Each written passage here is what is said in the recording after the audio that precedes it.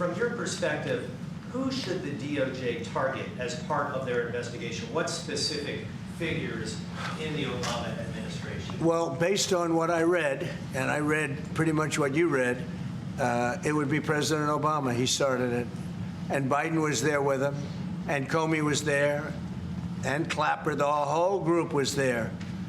Brennan, they were all there in a room. Right here, this was the room. This is much more beautiful than it was then, but that's okay. I have nice pictures up. They came out of the vaults. They were in there for 100 years. This is much more beautiful.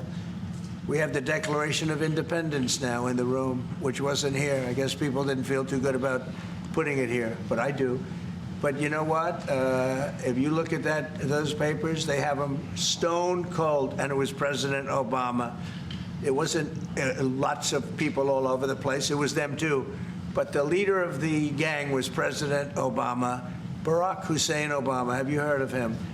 And except for the fact that he gets shielded by the press for his entire life, that's the one they look. He's guilty. It's not a question. You know, I like to say, let's give it time.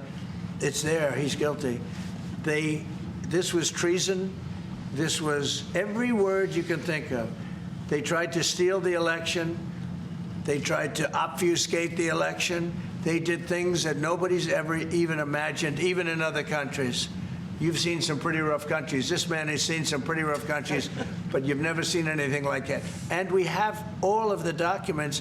And from what Tulsi told me, she's got thousands of additional documents coming. So President Obama, it was his concept, his idea, but he also got it from crooked Hillary Clinton. Crooked is a $3 bill.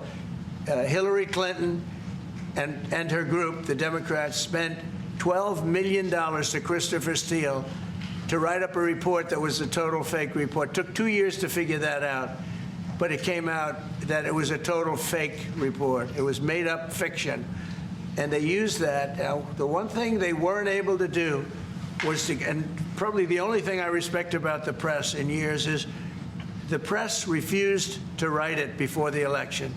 They refused to put it in. The Steele report was a disaster. All lies, all fabrication, all admitted, an admitted fraud. She paid $12 million, and the Democrats, for that report to a wise guy named Christopher Steele. He wrote a phony report, and they wanted to get that report in before the election. And I'll tell you what, I talk about all the time, the fake news, how bad it is. But in this case, they wouldn't do it. They saw it, they read it, and they said, we don't believe it. And it was only after, substantially, like a month and a half after the election, that it got printed, and it was a big wisp. It was just like a bang of nothing. Hey, Sean Hannity here. Hey, click here to subscribe to Fox News YouTube page and catch our hottest interviews and most compelling analysis. You will not get it anywhere else.